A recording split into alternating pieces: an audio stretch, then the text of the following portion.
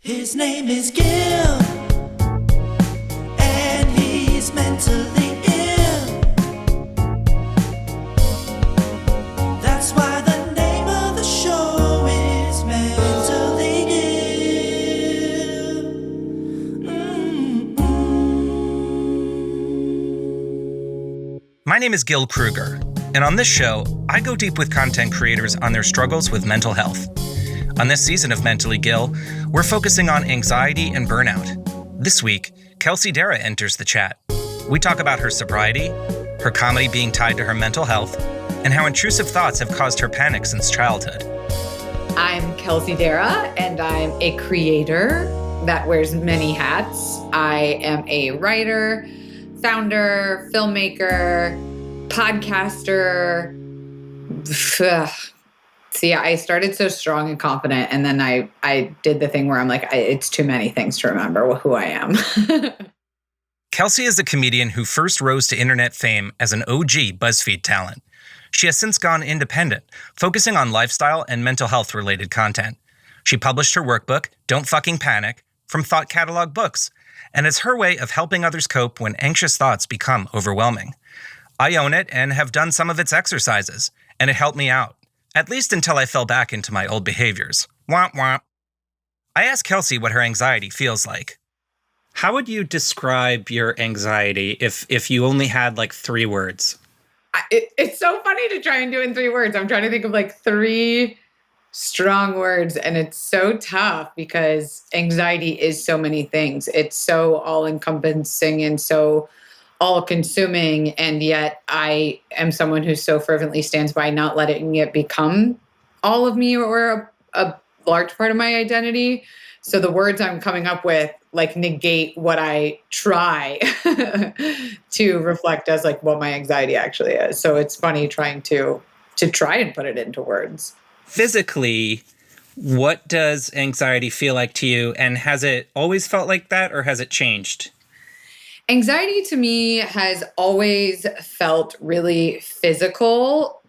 You know, it started as like stomach aches or breathing problems when I was a kid and manifested into, you know, all the typical symptoms you hear of like sweating hands, nausea, dizziness, tunnel vision, disassociation, but also I still get a lot of like mental aspects of what anxiety feels like. Can you remember how old you were when you first felt what might have been anxiety? You know, I used to work at BuzzFeed for a while, and I started my anxiety content journey, I guess you could say, with this video where I talked about what I could remember as being my first panic attack when I was 17 on a plane, like coupled with claustrophobia, control issues, anxiety, stress, lack of sleep, all these things that I always thought was like really my first toe dipping moment into anxiety. But then when I started to write my book, I started to reflect back on my experience as a human and what that actually manifested itself as started so much earlier than I had been telling the world. You know, I talked to my parents and they would bring up these instances where they would have to take me to the ER as a kid because they thought I was choking on something, but then I'd get there and there would be nothing in my throat. None of the tests would come back with anything. And like, they were just like, she's got anxiety or, you know, she was having a panic attack. And that happened like before I could even form full memories about it. Kelsey was born in Los Angeles but grew up in Tampa, Florida, with one sister and parents who were in real estate. Her earliest recollection of anxiety and panic is from when she was 5 or 6 years old. One of these memories that I had forgotten until I talked to my parents about it, but I used to walk up and down the bench on the soccer field and like while the game was going on, asking my friends like if they thought it was weird that like our hearts could just pump blood on its own and like, how do I know my lungs aren't just going to stop at any moment? And they're like, I don't know what you're talking about. Like, you're weird. And I'd be like, okay, yeah, no, it's fine. It's nothing. And like sitting on the bench, eating oranges, like for the rest of the game, not even caring that we were playing soccer, but like all I could think about was like my internal organs and Now that I'm an adult, I know that that was not fucking normal, but I was also too afraid to say anything to anyone because no one ever received it warmly whenever I was panicking or spiraling into anxiety rumination. It was around this time that Kelsey experienced what she later knew had been her first panic attack. I was raised very religiously, and I was told that like good people go to heaven, bad people go to hell, and there's going to be a rapture. So if you don't be a good person in time, like the rapture is going to happen and you're not going to have a choice and you're going to go to hell. And so I one day was home. I was, I don't even remember how old I was, 8, 6, that age. And I knew my family was home, but I couldn't find anyone in the house. And I was like, where is everybody? And I'm looking and I'm looking and I'm looking. I go in the garage. I see that their cars are there. I'm like, okay, they're home. Where is everybody? So after like so much searching, I'm like, okay, I'm starting to panic a little bit. So I go to my neighbor's house. And at this point, I'm like running over with no shoes on. And I like knock on the door and my panic attack is starting to happen. And nobody answers the door. And I'm like, oh my fucking God, the rapture happened. The fucking rapture happened and I am stuck here on earth and there's gonna be a big lizard that comes to take me to hell. So I run to my other neighbor's house. I'm banging on the door. They're not answering. I'm like, oh my God, I need to go home. Like I need to like safeguard myself. I need to like get under a bed or something. And I was so scared, Gail, that I didn't even make it back to my house, and I kneeled on the sidewalk and I pissed my pants. I peed in my pants, and as I'm walking back into the house through my garage door, and I walk in and my whole family is standing outside in my backyard looking at a fucking family of deer. And I'm like, are you fucking kidding me? What the fuck? And I was so embarrassed, and I like went to my room and I took off my wet pee-soaked pants. I put them at the bottom of the dirty clothes hamper, and like, it was just so bad. How old do you think you were? God, I think like 6, 7, 8. I was still peeing my pants, obviously. When did you start trying to address these issues? It's funny because I tried to run from all of this for a very long time. It started when I was probably 15, 14. I think my mom tried to take me to a child psychologist, and I said, I am not fucking talking to this lady. I will sit here and I will not say a single fucking word. And I think I went through like 2 or 3 whole sessions without saying a single thing. And my mom was like, all right, well, this isn't going to work. Fuck, I'm not wasting my fucking money if you're just going to sit there. Like, I think she really threw her hands in the air. She wasn't like, oh no, we really need to work on this and give her time. My mom was like, all right, fuck you then. Like, if you're not going to do like the thing that I'm trying to help you, then you'll figure it out on your own. Okay, so that didn't work out as hoped. It happens. Things got worse when she turned 18 and was about to leave for college. She started having digestive problems. So, like, that kind of therapy was not for me. But it wasn't until I saw my first psychiatrist after I started having really bad stomach issues. She was a woman who was like closer to my age. I was late teens at this point, like maybe right before I went off to college. And I was having such bad IBS. And I went to a doctor that worked in the same like office building as her, so they referred each other all the time. And so the doctor was like, I think you have IBS and you should go see the psychiatrist. And I was like, if she's going to give me meds that stop me from shitting my pants every morning, then like fine. And she was the first person that was really like, oh no, your IBS is fully related to your anxiety. And I was like, what? Like, I never had connected body physicality and symptoms to my mental health. And so that was really like the first seed that was planted. But even though I liked her and I started taking Lexapro when I was like 17 or something, I still didn't find like the right healing for me until I just really had to like grow up a little bit, you know? Like, what did I think I knew at 17? I found these like old worksheets that asked like, what is your stress in life? Like 10 out of, 1 through 10. And I circled 10s for everything. And I was like, what did I think was so over fucking whelming when I was 17? Like, I had no bills. I had no job. Like, I didn't have to do anything except go to fucking school and like make sure I got a prom date. Like that was the height of my fucking worries. And so to really see those little worksheets, and I was like, oh my God, like I was not okay for a really long time. And it's subjective, like what our issues were. And so I just needed to go through life a little bit, like grow up, have experiences, like fall in love, be heartbroken, like lose someone, like, fail at a job. You had to figure out who you are emotionally before I really found that settledness in my brain. It was about like 25 when I really started to go like, okay, time to really do more than just, therapy and Lexapro. Like there's gotta be more to do about mental health than pills and like CBT talk therapy. Well, I've been in therapy since I was 5, which is why I am fully qualified to host this podcast. That's amazing. In and out of therapy. In and out. Yeah. I used to have tantrums and, but like never until I started seeing one in college was the word like anxiety ever uttered. Right. Like there weren't like even words for that. Right. Like in high school, I would sort of, if I was down, I would say I was depressed, but like no doctor ever told me that. Wow. Like I didn't even know what that meant. I'm not a doctor, but I know from experience that anxiety-induced panic often arises when a person feels physically stuck. When you drop an anxious person off at the airport, it's plain to see that they might feel a sense of impending doom. I was flying back from a family trip from Canada to Florida, which is a very long flight.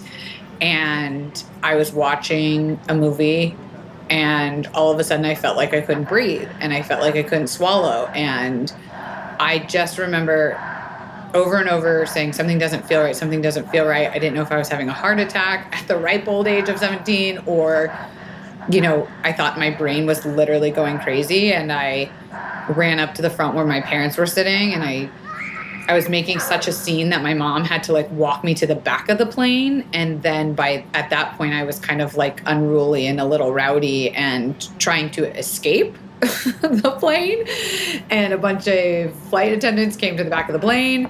We had a very stern conversation that they were going to land the plane if I didn't sit and get my shit together. And, my mom fed me a whole bunch of little airplane bottle vodkas and she gave me one of her sleeping pills and I knocked the fuck out. And we ended up having to, it was like we diverted somewhere like in Texas or something in Houston. And I remember like waking up in my aunt's house being like, what the fuck just happened? Do you recall like what thoughts might have been going through your mind on the plane? I've always had a very similar feeling of doom and something going wrong. And you can't explain what it is. And you can't explain why you're thinking that. It's a feeling paired with a thought. And when you pair a feeling with a thought and you just allow that circuitry to replay over and over again, you feel as if there's this impending sense of doom and you can't explain why. But I've always had an underlying fear of like, and I'm making air quotes, going crazy.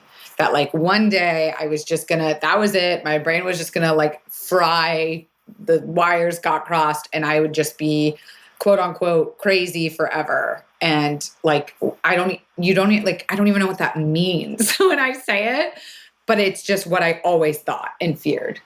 Can you tell me about the first time you got high in high school?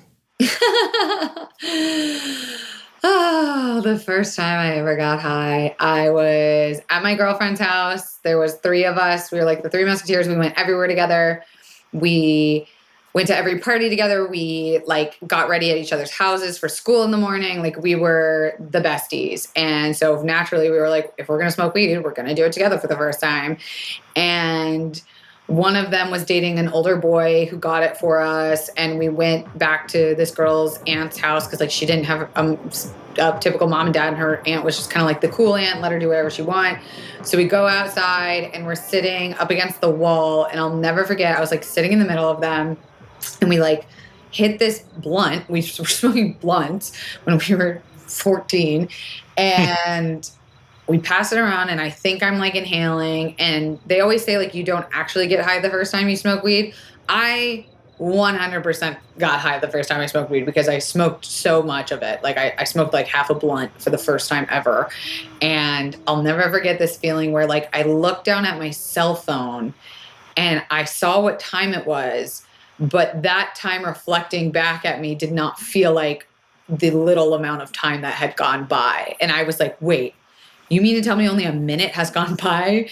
And it was like all at once, like a giant concrete wall smacking me in the face, where all of a sudden I did not like how I was feeling. And I did not like that I couldn't recognize time. And I started to freak out. And my friends were like giggling their asses off. And I was like, no, you guys, no. And I literally stood up and ran back to her front door and was like banging on the door to get back in, and went inside, and like her aunt was sitting in the kitchen and she thought something had like terribly gone wrong. Like in my eyes, something terribly had gone wrong, but she was just like, what? And I'm like, I think I'm high. And she was like, oh my God. Okay. Like sit down with me.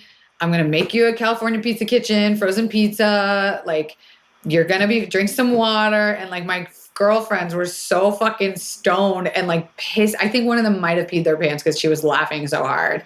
And I just remember like them coming back in the house was a completely different experience than what I had come in the house like. And funnily enough, like after that time smoking weed, I still gave weed a chance and like got used to the feeling and like masking the anxious thoughts, and like continued to smoke weed like wake and baked every day in high school until I graduated and like went off to college.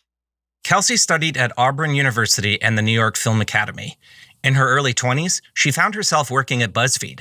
Like many fans of Kelsey's BuzzFeed content, I was charmed by her fun, lighthearted videos where she gets unapologetically drunk on camera. Louisiana. The Sazerac. Sounds like a disease I had once. I think this is one of my favorites so far. It leaves a very fresh, clean, crisp aftertaste. It's not one of those drinks where you do it and you're like, ugh. What doesn't taste clean and crisp as an aftertaste? Dick? Next! Arguably, like I was way more successful when I drank, you know, I was able to stay out longer, make more connections, party, you know, make, some would say like arguably funnier content. Like there was so much of my personal identity and work identity that was tied to alcohol. But what people didn't get to see was the anxiety, the hangover anxiety that would happen. You know, the Sunday scaries are a word for a reason. It's because your brain really is chemically altering itself when it's hungover. And I would get just the worst depersonalization and like disassociation when I was hungover. Like things didn't feel real. I was questioning my own reality. Like it felt like a form of psychosis, but I knew I was sober. Like I was hungover, but I knew it was from drinking. And so I was like, what if I stop doing this? Would my mental health get better? All the while knowing like 100% yes, obviously my, you know, anxiety would be less, but I didn't realize how much drinking was causing me to have these feelings that could so easily be diminished, almost erased by just not drinking alcohol. I did want to like take a second to also acknowledge that I am talking about sobriety this episode. And by the time you guys listen to this on Monday, June 15th, it will have officially been 365 days, a la 1 year celebratory birthday of me being sober. Take a chance to applause wherever you are right now, in your car, in your house, with your friends. Applause, proud of me, proud of you, proud of us. I'm not here to like try to convince anyone else to be sober, but I will 1000% scream from the rooftops about if you have mental health issues or disorders, that drinking will not fucking help. And I will go to the ends of the earth to spread that message of when it feels like it's connected to your mental health and physical like triggers of anxiety and depression and panic, that drinking is just a Band-Aid over a bullet hole, really. I was wondering if you had any stories that could better explain like what disassociation and depersonalization are. I hate disassociation and depersonalization. It feels like the scariest fucking part of anxiety because it warps your sense of reality. So with depersonalization, that's feeling like you are not connected to your own body and thoughts, whereas derealization is that you feel detached from your surroundings. So there's a feeling of, the way I like to think about it is like, one makes it feel like the world isn't real, and then the other version makes it feel like you aren't real. So there's like, you're floating, having out-of-body experiences, like seeing yourself from a different perspective and not like in a cool trippy manner. And then there's the other feeling of like, everything feels fake, almost like Truman Show-esque, where I'm like feeling like I'm kind of in the Matrix. Like, how do I know this isn't just a hallucination? And that's so fucking scary because that's where that deep, deep fear of, and again, I'm making air quotes, going crazy comes from, is like that I will act out irrationally or I won't be able to control myself or my thoughts, and that I'm going to get like locked away in a psych ward for forever. And I think that that like also just lends itself to say how, you know, fucked up our mental health care system is, that like that's like my biggest fear in life is to end up in a psych ward. And like, I just don't think psych wards should exist as they do. You know, it's a controversial topic, but I just think it's kind of fucked up that we keep people in prisons and cages when they need mental health help and therapy. Can you think of any specific examples or anecdotes in which you experienced either depersonalization or disassociation? Gosh, there's so many. Again, like, it's like, where can I choose it from? I was doing a photo shoot, and then all of a sudden I started to feel like, why am I here? Who is it? Why is my photo being taken? Like, I didn't even recognize my own self. Like, I was doing it because I had press to do about like the thing I created. And then all of a sudden I couldn't literally associate myself to Kelsey Darragh. Like I forgot, and I like had to leave the room, and I called my partner, and he came and picked me up and like went on a walk with me, all while like a photo shoot is happening inside. And me feeling like, oh fuck, am I ruining something? Or is this all like a simulation? Or like, why am I here? Or like, do I need to go to a hospital? Like, it's very intrusive,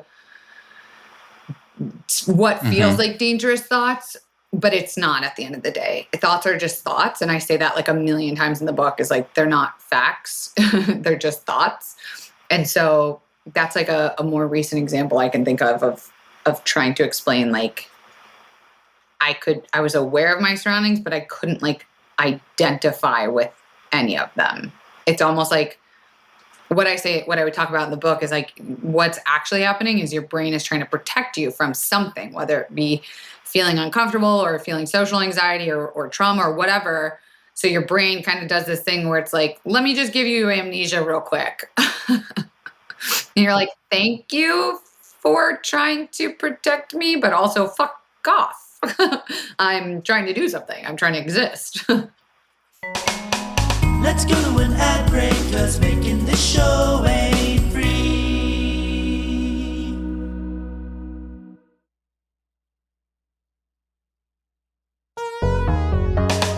That was the ad. Now back to our show. Do you see any connection between anxiety and your creativity?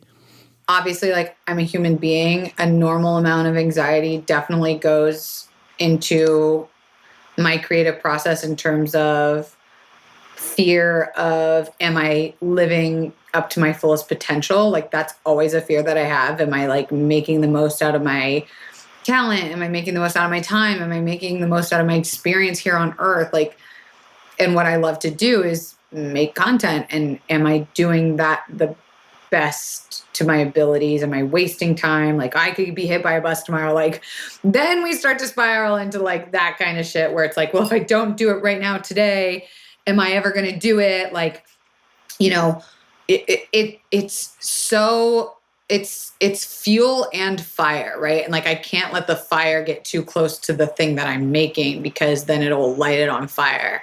So like I use it as much as fuel as I can. And then if it starts to catch on fire, I have to like walk away from it or put it away or whatever.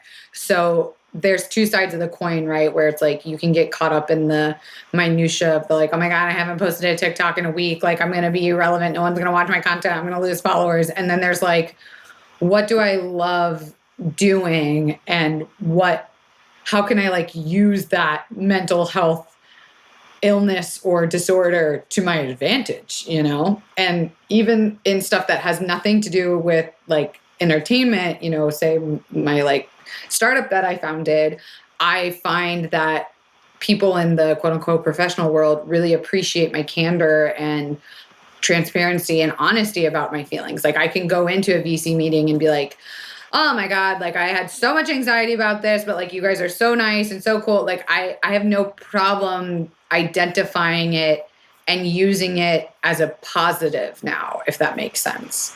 Tell me more about the panic attacks and how you deal with them. So something that a lot of people don't know is that panic attacks are actually a symptom of an anxiety disorder. Like if you are having panic attacks, it's because you have an anxiety disorder. And panic attacks present themselves way more physically in the body than anxiety does. So you know, an anxiety attack rather, like what that's basically another word for a panic attack, but high anxiety shows up more as like rumination, obsessive thoughts, worry, fear, or even like getting nervous butterflies in your tummy. Like that's your body naturally responding to a stimulus of anxiety or excitement. Panic attack is much more physical in that your brain has set off the alarm bells that something is so wrong that your body takes suit. It's like, oh, something's wrong. Okay, we better tell her something's wrong because she's not responding like something's wrong. So it starts to tighten your chest. It starts to increase your breathing. It gets your blood flow pumping. It gets your hands sweaty. It causes digestive issues. It can make you cry. It can make you throw up. There are so many physical symptoms to panic attacks that are so much more severe than just your, you know, worry or fear and anxiety that feels very validated because let's say, you know, you're going to a meeting or a date or whatever. So when panic attacks happen, it's like, Jesus, take the wheel. Like I have no control over my body. Like whatever's going to happen is going to happen. If I'm going to stand up, I might literally run away. I might puke. I might shit. I might piss. Like there is fully no driver behind the wheel when a panic attack is happening. And that took over so much of my life for so long of just, fuck, I can feel this thing happening. I have no control over it. There's nothing I can do to stop it. And that is just like simply not the case anymore. I had to really learn about the breathing techniques, which I roll so hard when I say that because it's like, oh my God, the last thing you want to do when you're having a full-on panic attack is think about your breathing. But like really slowing down everything. So getting in your feet, like I like to wiggle my toes around when I start to feel anxiety because it really grounds me. There's some exercises that you can do to like wave your hips around and center yourself. You can put your hand on your chest or your belly. You can try and sync your breathing with someone next to you or someone that you're with. There are so many things that you can do to actually like physically, scientifically calm your nervous system that I used to not believe was possible. I was just like, nope, there's nothing I can do about this. Throw my hands up in the air, wave them like you just don't care and hope I survive this one. And the truth is like, every single person will survive a panic attack. There has never been someone that gets stuck in panic forever or that has died from a panic attack. Heart attack maybe, but not a panic attack. And reminding yourself that this too shall pass and that this doesn't actually have the ability to kill you or make you go crazy. It can make you feel crazy, but just because you feel something doesn't mean you are something, right? We go back to feelings aren't facts. So that's just a little dip of the toe in the panic pool. Can you talk about some of your anxiety triggers? My anxiety triggers have changed so much.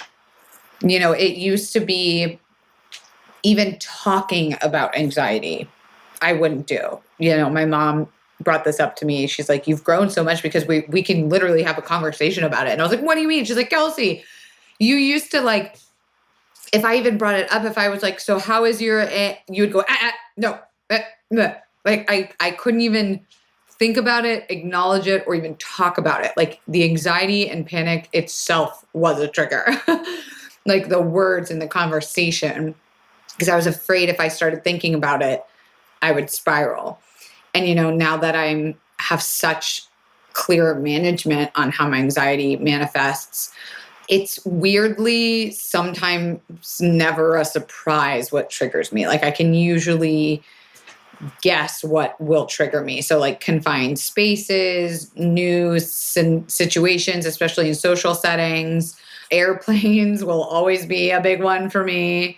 Sometimes we confuse excitement and anxiety. So like if something starts to feel really exciting, like I'm about to go on set or, you know, I'm about to go to an event I'm really excited about, my body will confuse that excitement as anxiety. And so I'm much more aware of like what the roadmap of triggers looks like, as opposed to say like 10, 12 years ago, it was just anything could have been it. You know, if I looked the wrong way, that could have caused me, you know, to spiral. So now it's a lot, you know I can't smoke weed. I used to smoke weed every day. Now I know I can't because the feeling of being high just gives me too much anxiety. And like, I would love to be a person that can smoke weed. I wish, you know, everyone seems to be a person that can smoke weed except for me. How would you say that anxiety has affected your like romantic relationships throughout the years? Anxiety definitely had a stronger hold on my relationships, like in a much more prominent way. A few years ago, before I was much more well-equipped, better medicated, better managed, when I was really going through the thick of it, that my partner at the time couldn't understand why. Like they just kept being like, but why do you feel, and like I didn't know how to explain it myself. I didn't know it was scientifically or chemically going on with me, so I couldn't explain it. And so there's a frustration where you know that person is trying to help you, but you feel like you're letting that person down because you can't even provide the answers on like how they can be supportive or helpful. So then you get someone like that, or you get someone who's the opposite, where it's like they're telling you what you need to do. Like, oh, you just need to do yoga. You just need to relax more. You just need to have another glass of wine. And like, you don't know how to tell them that they're wrong, but you know that they are.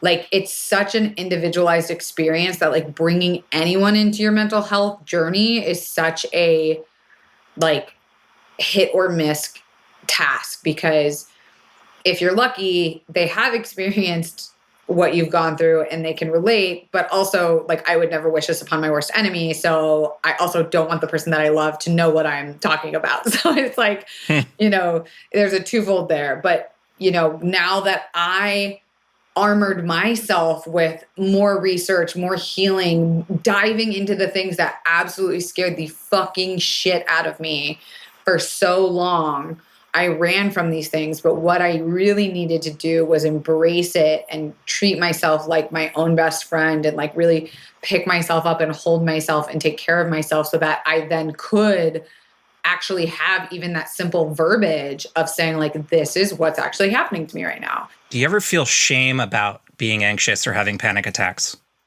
Oh my God, it's almost as if like that's what fuels. Shame fuels anxiety and panic. You always fear being a burden to someone or a situation, or, you know, you feel sort of like a ticking time bomb of, is this going to be something? Am I going to ruin something? You know, I've had really high stakes situations where I'll be like on set, you know, lots of money involved, lots of people and jobs. And I'm like, what if I just have a panic attack right now and like can't perform? And so you get those intrusive thoughts, and you have to remind yourself that like people are generally like good. I surround myself in a society, in a business where I like the people I hang out with and work with. And I know if I really needed to like step away for a moment, people would be so nice. And I think that that also speaks to like what this generation is doing with the conversation about mental health, where it doesn't have to be so shameful. It doesn't mean I'm not going to, you know, initially, my first gut reaction doesn't go to shame, but I'm noticing more and more how open people are being about it. Like, hey, I can't come to this thing tonight because I'm, you know, feeling super depressed. Or like, hey, will you go out to dinner with me tonight? Because I need someone I can talk to about my anxiety. Like the reciprocation of, hey, I know you felt this way. Can you help me through this thing? Is helping dust off, you know, that little bit of shame that clouds your judgment, because that's what it is, right? It's like it's a projection. Like you're thinking people are going to hate you or be embarrassed by you before it even happens. And it's like, well, you just have to have enough panic attacks in front of people to learn that nothing will kill you, or, you know, that people are still going to want to hire you and work with you.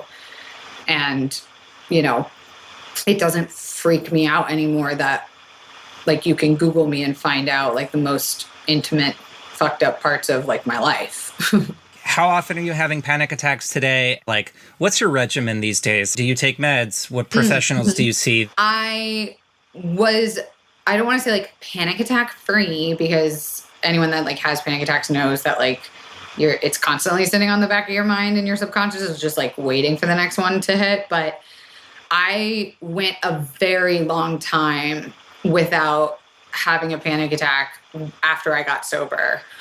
And only most recently had I slipped back into a struggle. And I say slip back into a struggle as if it's a bad thing. Like life ebbs and flows and goes up and down. And so I was riding a pretty like big positive wave with my mental health for a long time. So naturally, even though recently I did go through like a really tough time, I approached it with such a different like respect for myself, and so much I saw it through the lens of love rather than like shame or exhaustion or frustration, because it can feel really frustrating. We're like, I thought we were over this now. So, you know, the last time I had a panic attack was super recent. I got off some meds and I kind of crashed and had a really strong bout of agoraphobia where I had to like leave a vacation early. I had to like fly all the way back from Costa Rica because I was just like, I felt all those symptoms that scared the shit out of me, where I was like, oh wait, no, oh my God, I thought I was over this. Like it just really, it came so suddenly and so strongly that like it even shook up my ability to reach for like my tool belt and my toolbox. So that's not like a bad thing. Like I'm not saying like, oh my God, they're back. It also just felt like a bit of time that it was back for. And once I got back into my routine and got back on my medication, like I am a lot better now. And I'm, you know, dare I say, back to normal and like doing things and driving far places, and the agoraphobia isn't there anymore. So it was kind of like, whoa, what the fuck was that? That was weird. But I say all of that to bring up that like it was different than all the times before that I had spiraled and, you know, had to end up in rehab or went on a pill bender, like benzoed myself into space, like drank myself into oblivion. Like all of the ways that I had dealt with a tough mental health time before were completely different than this most recent one. So in my eyes, even though I had a panic attack as recently as like December, January, I think it's progress. I think it's a huge step in the right direction. So like, what's your regimen now? I love this question because it changes so often, but what I always say is that routine gives me freedom, which sounds very contradictory, but what I learned is like, I need every morning to have time to myself to do something. So, first thing I do when I wake up is I take my meds, and those are obviously always changing. And like, I'll take some supplements, some like anti-inflammatory stuff, maybe some like neurotropics if I have a harder day ahead of me. I drink a bunch of water. I go downstairs. I make whatever like craft drink I'm into at that moment. Right now, it's like oat milk matcha lattes with peppermint. And then I do yoga, and I do about 20 minutes. I watch a free channel on YouTube. And then I do, I'll do some sort of like question of the day, whether it be like a journal prompt, something from the Daily Stoic, or like a Headspace podcast, like super quick stuff. And then I'll try to do like 10 minutes of either breath work or meditation. And I'm still working through meditation. I've only been like constantly meditating for about a month and a half, but I'm always trying things. So, even 6 months ago, I wasn't meditating at all. I wasn't really doing yoga as part of my routine. It was more like get up, journal, feed myself, shower, answer emails. Like it was always changing, but what hasn't changed is what works for me is having a routine and making sure that I continue to know that that is always evolving and like can change. And if I just keep prioritizing myself and my mental health, that like anything is possible. Not to sound so like a unicorn and sunshine on my ass, but it's a lot better than it used to be. We get to end on a little layer of hope.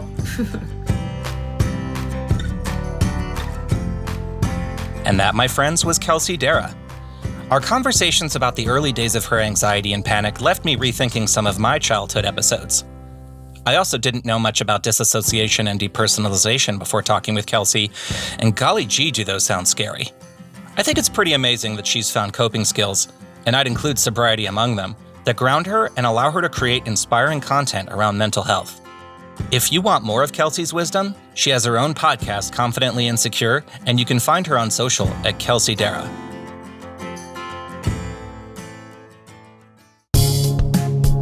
Make sure to subscribe to Mentally Gill wherever you subject yourself to it. And if you want unlimited Gilly points, leave a 5-star review. Until next time, be kind to yourself. Mentally Gill is executive produced and hosted by me, Gil Kruger. Executive produced by Stuart-Pontier. Produced and edited by Melisa D. Monts and Diane Kang of Diamond MPrint Productions. Post-production sound by Chris Henry. Theme song and ad break music by Austin Archer. This has been a Best Regards Media production.